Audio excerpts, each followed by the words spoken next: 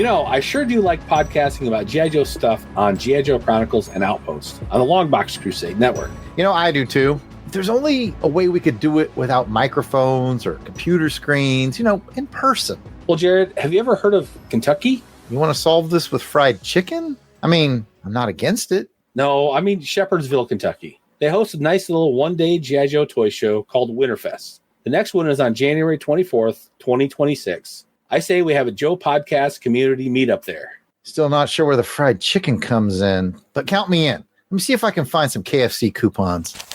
While Jarrod does whatever Jarrod does, let me remind you listeners that G.I. Joe Winterfest is on Saturday the 24th of January, 2026. The location is Shepherdsville, Kentucky. Website is GIJoeWinterfest.com. Jarrod and I would love to meet the listeners of G.I. Joe Chronicles and Outpost and any other Joe podcast while we're there. We're even going to set up a meet and greet dinner for after the show on Saturday. Not if I don't find these coupons. All right. If anyone's interested in joining us for dinner, send an email to contact@longboxcrusade.com. So again, G.I. Joe Winterfest is January 24th, 2026 in Shepherdsville, Kentucky. And our contact email is contact@longboxcrusade.com. We'd love to see you there. Buy 2 biscuits for the price of 2 biscuits. What kind of coupon is that?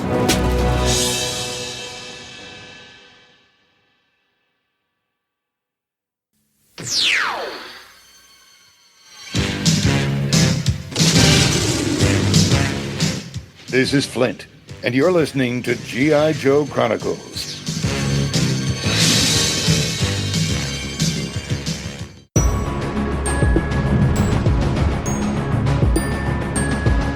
The Longbox Crusade presents G.I. Joe Chronicles. Don't they realize they're dealing with Destro? When I chew Scuzz Bucket, they're gonna scrape you off the walls with a squeegee. Now stop sputtering like a wet toaster and get busy! Welcome to G.I. Joe Chronicles. I'm one of your commanders, Pat Sampson, codename DJ Kristatos, and joining me as always is my battle buddy in this operation. It is Jarrod Albrick, codename Deathprobe. Well, hey, Eddie's DJ Kristatos. Man, I just got done with Orsted's Stinger training. Stinger training. Yeah, I was like, we're going to go learn how to use the Stinger missiles and... Oh. No. Okay. No. What was it? Pills. Just pills. Oh, okay. Well, that's those, those ones at the gas station. It looks like a bee, and it's like it gives you energy. Oh, it's a Stinger pill. Isn't it always pills with? Yeah, it is. Dang, man. And he got me one time when he was like, "Hey, me and Charlie, we're gonna ride some horses," and I'm like, "Oh, okay." So I'm like, "Oh, where do I show up?" He goes, "Oh, just meet us over here at the barracks. We'll go from there." And then I just turned into a round of Charlie horses. Everybody. Ridiculous. Yes. Ridiculous.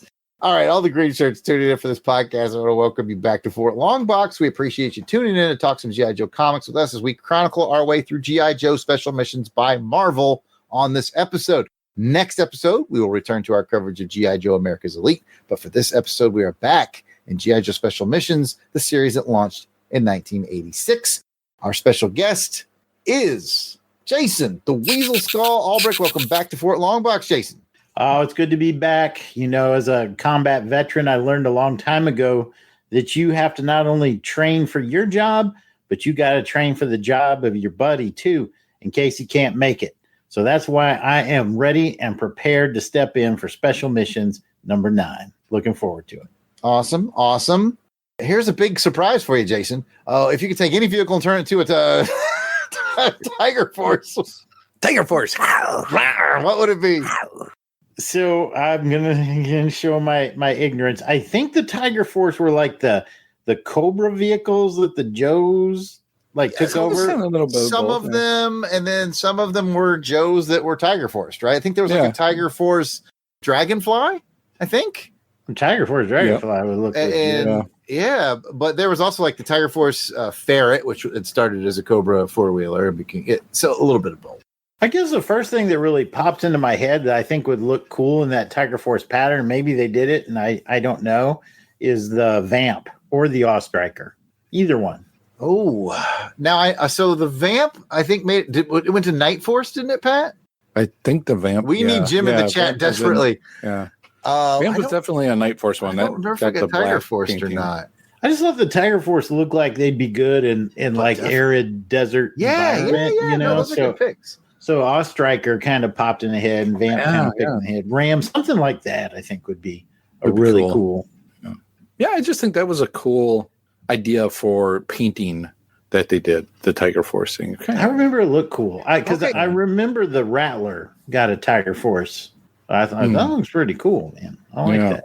It looks to me like a quick internet search that they did a Vamp, and it's cool because it's got 4 Stinger missiles on the back, but they didn't do a Tiger Force Awe Striker. And so, yeah, you 100% get credit for that. Ooh, I think that would be a good one. Yes. Came with crank case. I think that's wasn't the vehicle that had the 4 missiles on the back, wasn't that a Cobra one? Yeah, the Cobra Stinger. Okay.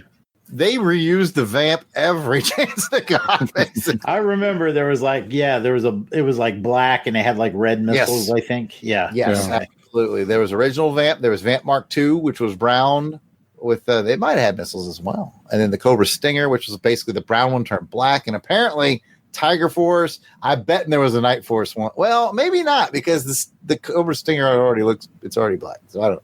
Then I'm definitely going with the Awe Striker. I think. Absolutely. It'd be great. Yeah. Oh, yeah, no doubt. That's a great call. I love it. Love it. All right. I can't help but include another suggestion from the chat from Paul Hicks, who says, Tiger Force my asp. To pronounce that very clearly. Tiger Force my asp. And then he went on to say, Tiger Force sucked and I wouldn't buy it. It's getting, I was about to say it's getting too late for him. It's afternoon for you, Paul. He started drinking. That's what it is. He was on lunch and, next thing is. He had a couple with lunch. I just know it. All right, Pat, give us the intel report. All right. Well, for those of you that don't speak military, that means we're going to be going through our mission brief, covering G.I. Joe Special Missions number 9. Publisher was Marvel. It's got a cover date of February 1987. The writer is Larry Hama. Pencils go to Herb Trimpe. Inker is Herb Trimpe. Colors is Bob Sharon. Letterers is Phil Felix. And cover art goes to Dave Cockrum and Bob McLeod of the Inking McLeods. And speaking about that cover, Death Pro, please take us through the cover description. You got it.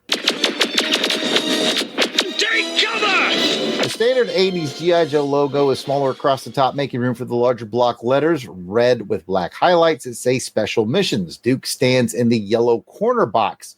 The main action is something of an oddity since it features no actual Joes. It depicts a Russian Hind helicopter spraying fire at some Afghani freedom fighters, and that's all they will ever be is Afghani freedom fighters. These are jokes for Jason. That won't come back to bite us at all. One Afghani soldier returns small arms fire while the other takes speed with a Stinger missile. Thank you, Jarrod, for that cover description. Let's go ahead and find out what we thought about the cover. And we'll go to our guest, Weasel Skull. What's your thoughts? Well, thought number 1, you got Cockrum on the cover, and it looks great. It's true. There are no G.I. Joes on this cover, but it is dynamic and action-packed. It's got a really good rendition of a Hind helicopter that's doing the shooting. I can tell you at that range that Afghani guy would be just, a puddle. Yeah, he'd be puddle pudding on the floor. Yeah, and at that range, another little quick fact. See, I was a Stinger missile gunner back in the day when I was in the Army. So I can tell you at that range, he may as well just throw that Stinger missile out there and hope it smashes the windshield or something. Because he's done. He's cooked. But it does look really cool. And also, full disclosure, I didn't think I had this comic. So Pat and Jarrod moved mountains to find it for me. And as soon as they said, we got it, and I saw the cover, I was like, I know that cover. I know I've got it. So I went back. So that just goes to show you that it's memorable for me. Jason always said a good cumulative man-hour time of 4 to 5 hours. I had like a 4-hour tech support order in, and I was like, "Oh, here it is. Here it is." All right, let's go to Jarrod. What's your thoughts on the cover? When I first looked at it, I was like, which Joes are these? Who are the backs of some Joes? I saw the cross bandolier bullets with the kerchief on the head, and I kind of thought of Roadblock back when he was going up against the rocking the Casbah. Yep, rocking the Casbah against the Sharif. Was that what his name was? Yeah, and he didn't like it. He did not like it. He did not. And then so I'm like, okay, I'm like, I wish it was more clear. And then of course I'm making the script, so I go and I look up to give all the crits. I was like, Bob McLeod, awesome. Oh, geez, Cockrum, wow, Cockrum and McLeod. And I look at it, I go, yeah, it's got that clean Cockrum look. McLeod's inks look good. Still don't know who any of them are, right? So I start reading the book, and now I see the scene that they use for the cover. And I like it, and it has, like Jason said, good dynamic energy to it. I just wish it had some Joes on it. That's really my only complaint is, we like to say yo Joe, but in this case, no Joe. Well, I'll kind of play a little different play on that one. I think this cover definitely kind of screams a little special missions, right? I guess because you don't really see. Yeah, it's atypical. Yeah. Yeah. To me, I really get a special missions feel on this, with the action that it's depicting, and you get that kind of, the chopper's coming down on these guys. Yeah, they're not Joes, but it's still, to me, an interesting action cover. And, the solid artwork, line work, and inking done by Cockrum and McLeod. Man, when I saw those names too, I was like, ooh. I had to study this one a little bit longer because it was really cool to see. They got some good stuff for you from the chat. I know, it's cracking me. All right. Paul Hicks says the cover, well, just off the top of my head, the cover illustrates the current struggle between people and technology, with the gunship representing the rise of AI and the foreground soldier portrayed as the struggling artist with his bazooka being his manual art tools. Wow. Deep. He also says Dusty is in there somewhere. You just got to look harder. To that, I say one of these guys could easily be Zartan. My Zartan policy. Yep. Matt Passo says we're echoing some of his feelings. It needs Joe's. And then he very wittily says, did Leonard commission this cover for the core? If you know your generic Joe toys, that's very funny. There you go. And we will score this cover momentarily. I see his score, and we will bust it out in just a minute. And Kathy says, is it special because there isn't any Joes? And really, I just want to be clear, too. My main complaint isn't that there's not any Joes. It's that you don't even really know there's not any Joes until you read the story. Because the whole time I'm thinking, well, that could be, and that could be. Or heck, they could have stolen the hind. Those could be the bad guys in the foreground for all I know, True, right? True. But you read the story and you go, oh, okay, it's 80s Afghanistan, which we will talk about. I'm sorry. Yeah. All right. Well, let's go ahead and get to our ratings on this cover. Here we use a 1 to 10 flag point scale. 1 meaning you didn't like it at all, and 10 meaning it's perfect, and you should make this a recruiting poster. So, Jason, 1 to 10. Well, like I said, action-packed and dynamic. No Joes, which is a little bit of a problem. Cockrum, so that brings it up. I'm gonna be generous and give it an 8, even though it has no Joes. It was memorable. Like I said, as soon as Jarrod sent me the digital picture, I was like, I gotta look harder because I know I've got that issue. So 8 for me. All right, Jarrod, is 8 enough for you, or are you gonna go higher or lower? I'll go just a little bit lower. The absence of the Joes is hurting me a little more than it does Jason. But I gotta say, like, one thing that appealed to me as soon as I looked at it was the hind. And you know how I always complain about inking technology? I mean, McLeod really smooths that thing out, and it looks really good. So I got to give props for that. But I will give it a 7. Much like Paul Hicks in the chat gives it a moist 7. So, which would probably be great in the desert, to be honest with you. You'd want it. You'd want the moistness. And Matt Passo gave it a 5. And over to you, Pat. Get your number and see if anybody else drops a number in the chat. I'm going to agree with you, Jarrod, on this one. It's a 7. It's a strong 7 for me, just because of the Cockrum and McLeod on it. But I like it. It's got that action feel for me, but something's missing. It reminds me of, this is going to be obscure reference to like everybody listening but us. Remember once upon a time on like a LONGBOX CRUSADE, we covered a Captain America and the cover was okay, but it was George Perez. Oh, yeah. You know, it was like, okay. I kind of feel the same way. It was that one with the train, right? Yeah, he was on the train fighting dude. On the train, yeah. And an interesting perspective from Kathy in the chat, because Kathy's not a comic book person. She's not weighed down by G.I. Joe lore. She gave it an 8. She said, I like the action and the colors. Yeah. A valuable perspective, not that anybody else's is not valuable, but as someone who just isn't tied to Joe's and she's just looking at it artistically, it's interesting. She prevented me from being a chump, so I like that. That's right. Well, you still are, but anyway, let's go ahead and... What? 2 good guys are out of 7 here. We still got to have one guy doing something. Anyway, let's go ahead and turn it now over to Jarrod for the story synopsis in our mission brief. All right, Pat. I can't tell you how excited I was to get this one with the late 80s Afghanistan, Russian military war, political intrigue, the CIA getting involvement, and then realizing Jason was the guest. So strap yourselves in. Yeah, he's winding up. I see him over there. All right, here comes your story synopsis. Look in the eyes of a hero and see the sacrifice within. There's no way out for the hero. He only lives to fight again. A hero stands tall, not for fortune or fame, protect freedom because we all just wanted the same. Oh, it's the late 80s. The Russia, Afghanistan, USA time frame. And much like Rambo 3 and The Living Daylights, Larry's not going to avoid it. In this one, Lieutenant Falcon, Psych Out, and Slipstream are teamed up with yet another less than likable CIA guy, just like last issue. This time trading Stinger missiles to the rebels in exchange for 3 Russian Spetsnaz captives. Here's the twist. The Joes are pretending to be Russian soldiers to convince the actual Russians to run a rescue op on another CIA guy, while the Russians pretend to be Joes. But the Russians are smart enough to know that their new Russian friends aren't really Russians. They're actually Americans instead. And oh no, I've gone cross-eyed. I'm just a dude playing another dude, pretending to be a dude. No joke. In the end, the Spetsnaz dudes kick a lot of butt and save the CIA guy, while also setting up a nice diversion so they can escape back home north to the USSR. Trust me, folks. Did you ever see Inception? All right. Now back to G.I. Joe.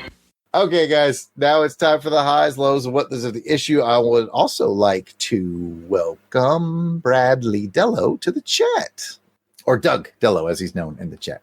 All right, listen to these highs, lows, and what does. We start with God help us, Jay. As soon as I saw the 80s political hornet's nest of Afghanistan pop, I was like, oh, damn it, we have Jason on the show. I'm not going to go down into the rabbit hole of the 80s Afghanistan adventure. Well, at least it ain't that. I'm telling you, Rambo 3 did it. The Living Daylights did it. G.I. Joe did it too. Yeah. What could go wrong? Anyway. One of the things I really like about special missions, and this is a high for me, is it really is kind of intimate. They take a smaller group of Joes and give them a little more reality-based missions. We talked about this, I think maybe last time I was on the show, we talked about how Larry, he kind of had to write for the toys in the G.I. Joe main book. And so the special missions, I think, is kind of like his special passion, These are the stories he likes to write. So he takes these characters and puts them in situations. So, when I saw the opening of the book, I was like, okay, Falcon, that makes sense. He's a special forces guy. It makes sense. He's, going to be here. Psych Out. Okay. This is a psychological operation. He's kind of the mastermind behind this thing. Makes sense.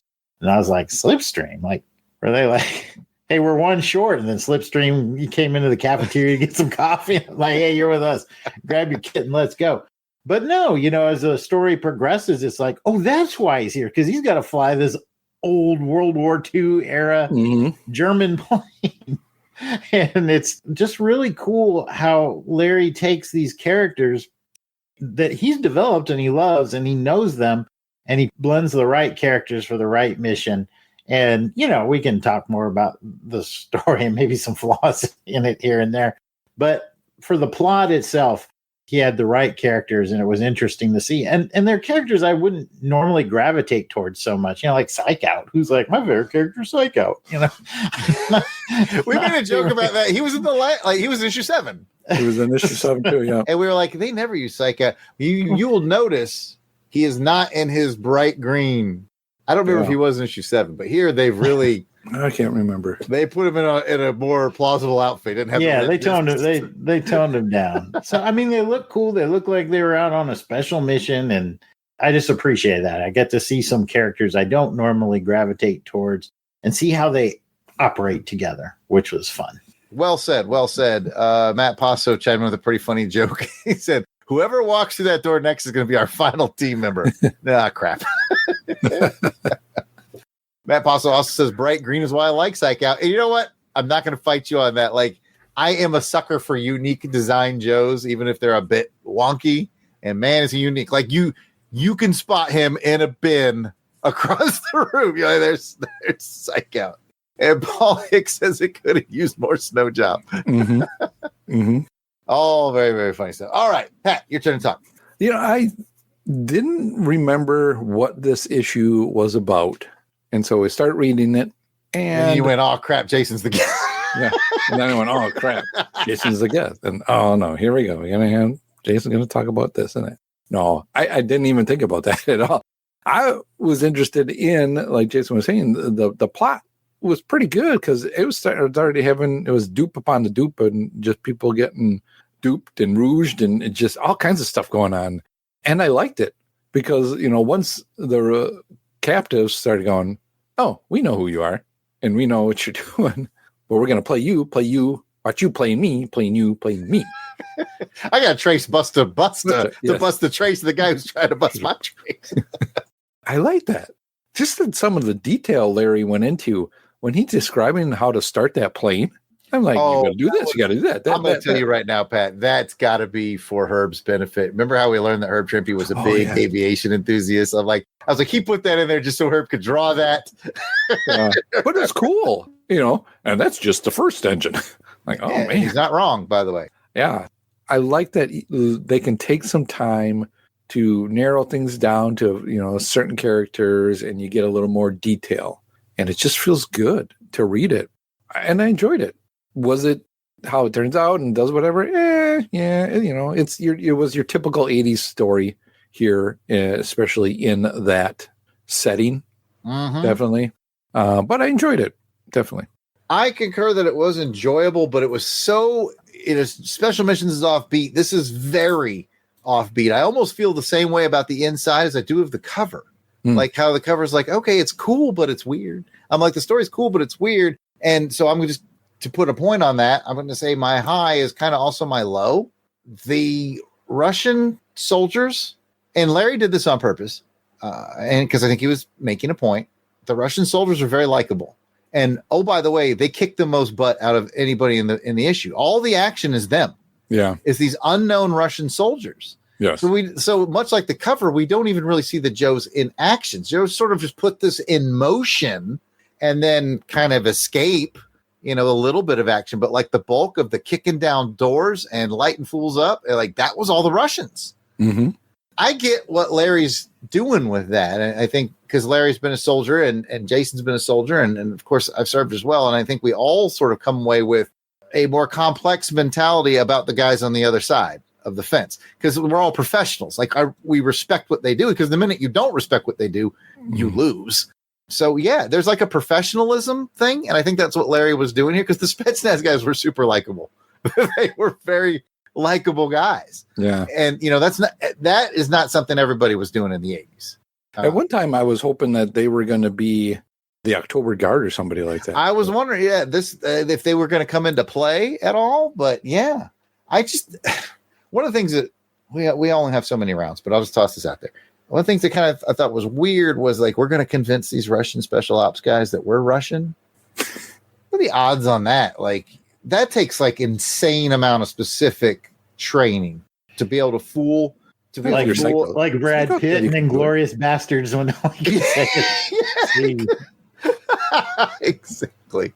Anyways, I've gone on too long. We got to go back to Jason. Well, you touched on it. My high is this Russian team. I want their action figures. I was like, where are their action? Why are they not on the cover of this book? Yes, all that. Like, Larry, you created like 3 really cool, lovable guys that I want to know more about them, right? And I want to see more. I will call them the November Sentries. You know, I have the same love for them as the October Guard. I really enjoyed that. And I'm going to cheat a little, Jarrod. I'm going to also go into a what the, though, because I don't understand the plot was to dress the Russians up as the Joe team so that they would go in but if the object of the game is plausible deniability, do you not want them to think that the Joes? Well, maybe I guess I'm thinking that they wanted them to do that because then if they did something happen to them, they would find out that they were Russians dressed as Joes. The easiest way to do that was to send them in as Russians. Yeah, just send them in. If you want to pin it on the Russians, true, man. Because it was weird. I do feel like Larry outsmarted himself a little. Because that's what I thought. Just send them in. Just say your job is to go in there, get the CIA guy, get back to the plane, and then you leave those Russian guys in the desert, and you take off and say thanks for doing the dirty work for us. I didn't understand why they had to dress as the Joes to do it. I think he outclevered. I think he pulled an Inception there. Matt Passo made a very funny joke in the chat and a callback. Nonetheless, when Jason was saying he wants those figures, he said Jason Lennard made them, which again was the knockoff G.I. Joe company. I probably had them then. Yeah, I was talking with Jim the Joe Junkie at the G.I. Joe Toy Show. We were kind of laughing about how Lennard was what Joe collectors would laugh. Oh, it's the B team. And it was them. And there was another Kmart brand called American Defense. And we laugh about, oh, that's B team. And now, like, we look back on it now, like, if I saw those at a yard sale, I'd buy them up. I'd buy them up. Yeah. So I was like, these are so cool. Lennard or Remco? That's what Matt put in the chat. Anyway, over to you, Patrick. I'm going to kind of go back on again on some of what Jason was saying there.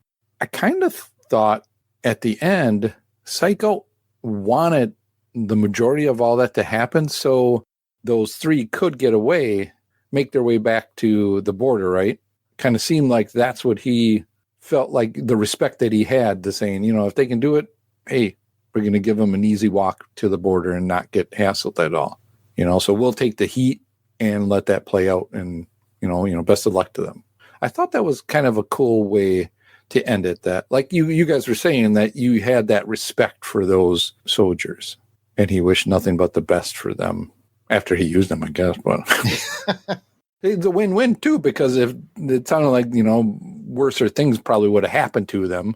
Yeah, that's what I was going to say. Yeah, the Mujahideen would have happened. Yeah. Ending for them. Yeah, but yeah, kind of a quick story. I still don't know too much what the guy they had to save. And that's going to be my final word on it. I was going to go. Yeah, I mean, I get what Larry was doing. There was a certain entertainment factor there. It's very, very 80s. It's extremely 80s. I mentioned it before. I think its biggest fault is, it's funny how I mentioned this movie is tied in with The Living Daylights, which also did, you know, worked with the Mujahideen and all that. Because in The Living Daylights, the biggest sin is its best fist fight in the movie doesn't feature James Bond. It features Green 4. Same thing here. The best combat in the book features the Russian Spetsnaz and not the Joes. Mm-hmm. That's where I'm going to land. I will score it. So don't think I'm going to poop all over this book. It definitely is interesting. Interesting is the best word I can use. And those guys were called Spetsnaz. Spetsnaz. Okay. Spetsnaz. You know me with trying to.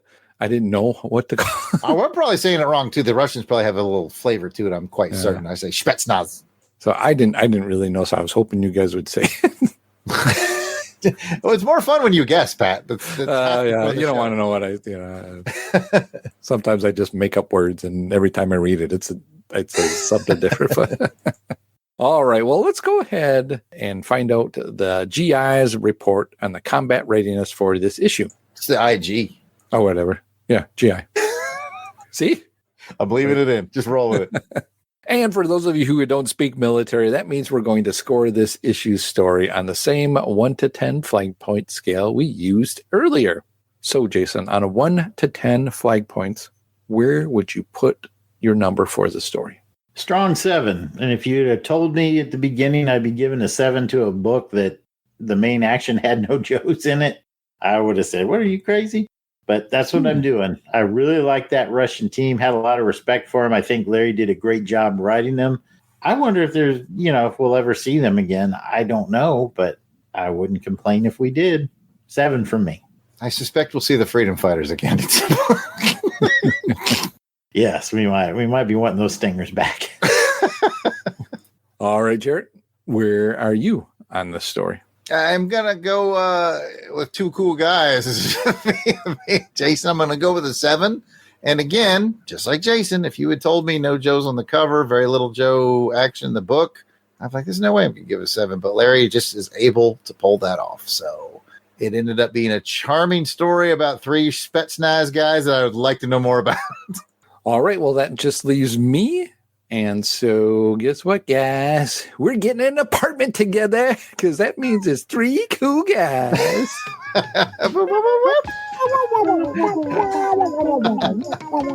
on, knock on that door.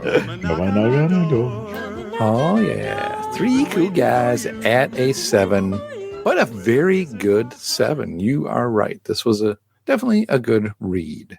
And with that, let's go ahead and find out who we want to give a Silver Star medal to or Silver Snake. And that could be a Silver Star for gallantry in action. I think we know where we're going to go with this one, possibly. Or a Sneaky Snaky-tude in this for being really sneaky.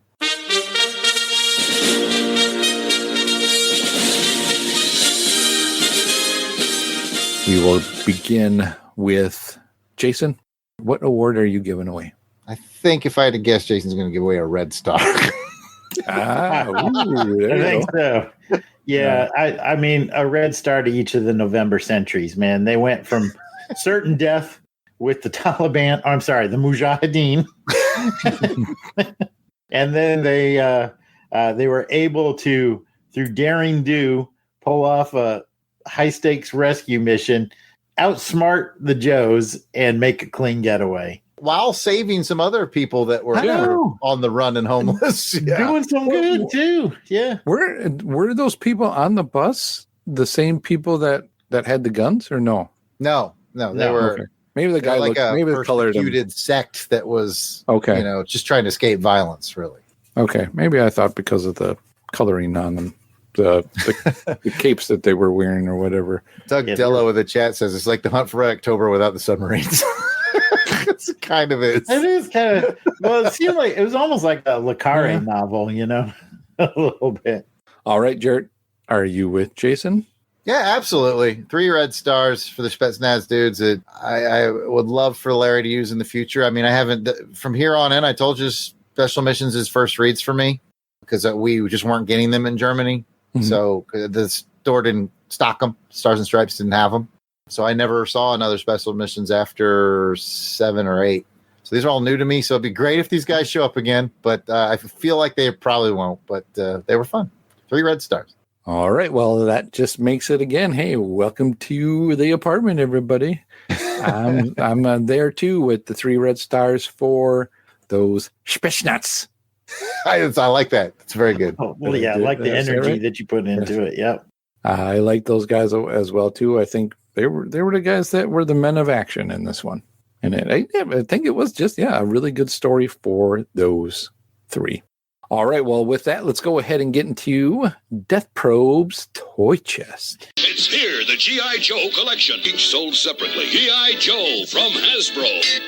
All right, it's time for Death Probe's Toy Chest. This segment, I'll take something or someone featured this issue, give you a brief toy history on it. For this issue, I have selected Psych Out. Psych Out's name is Kenneth Rich. He specializes in deceptive warfare, or does he?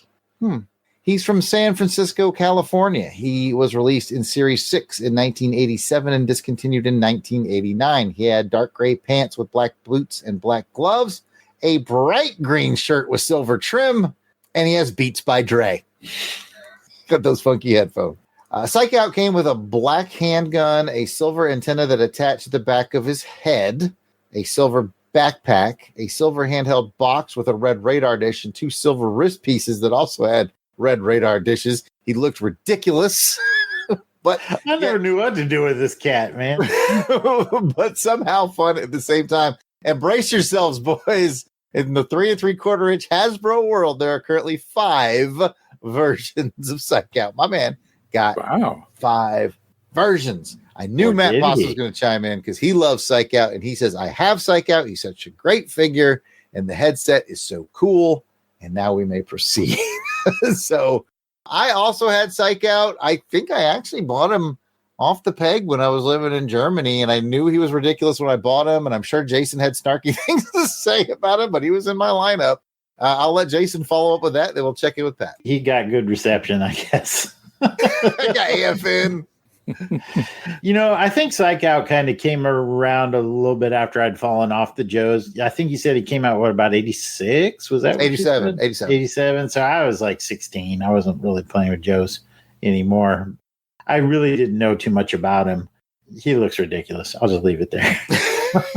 He does. There's a fun fact there. But this is definitely where they're turning that corner with Cobra Law and all that stuff. So Doug Dello in the chat chimes in and said, no Psych Out for me, sad face. Pat, what about Psych Out?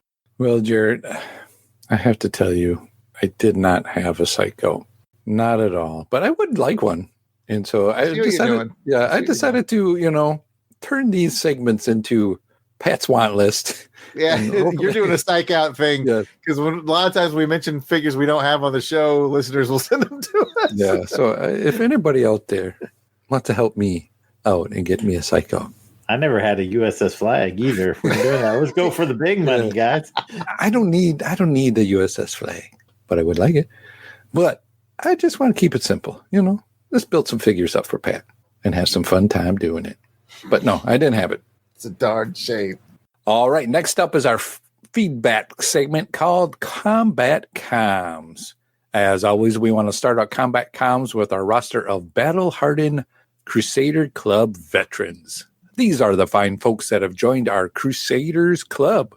They enjoy early access to special Longbox video episodes, free raffle giveaways, voting on show programming, and so much more. So these are the folks reaping the benefits and giving some much appreciated support to the show.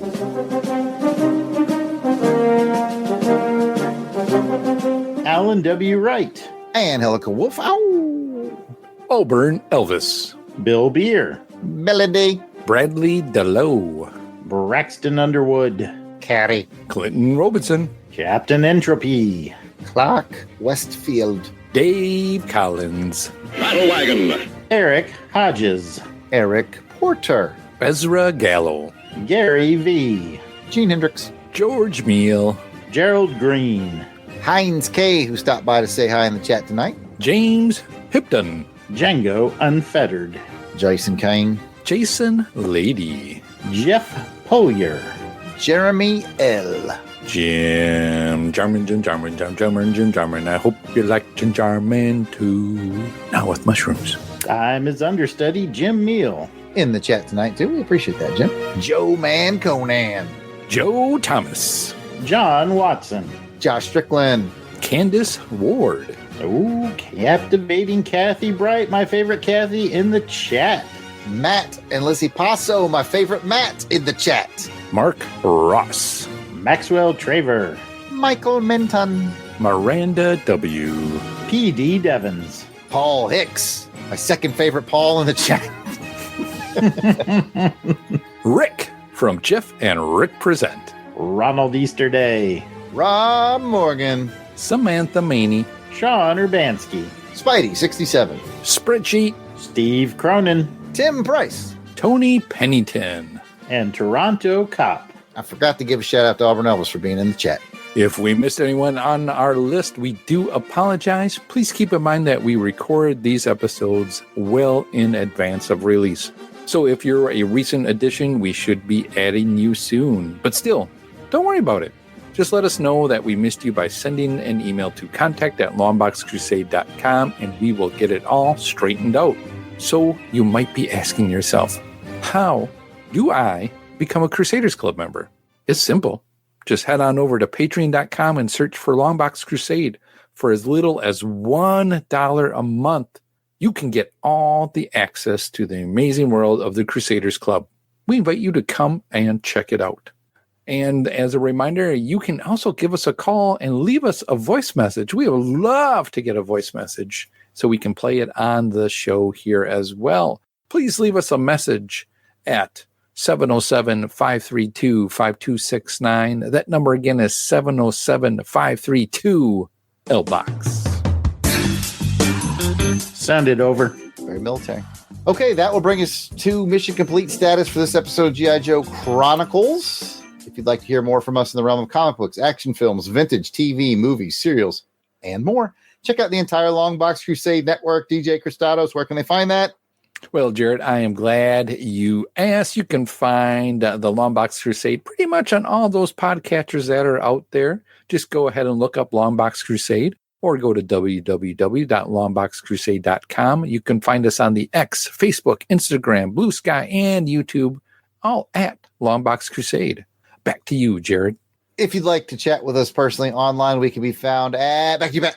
Oh, Jarrod, I'm glad you asked. I can be found on the X at Kristatos01. Where can you be found at, Jarrod?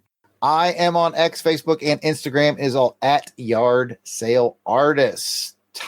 Thanks for joining us for this episode of G.I. Joe Chronicles. We will see you on the battlefield next episode, where we'll return to our coverage of the 2006 Devil's Due series, G.I. Joe America's Elite number 10, and this issue is called Risen.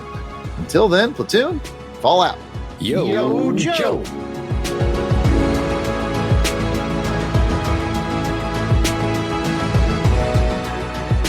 The music themes for this show are done by musical genius Joe November. Please check out his SoundCloud at Josephline99. That's Josephline99. You will not regret it.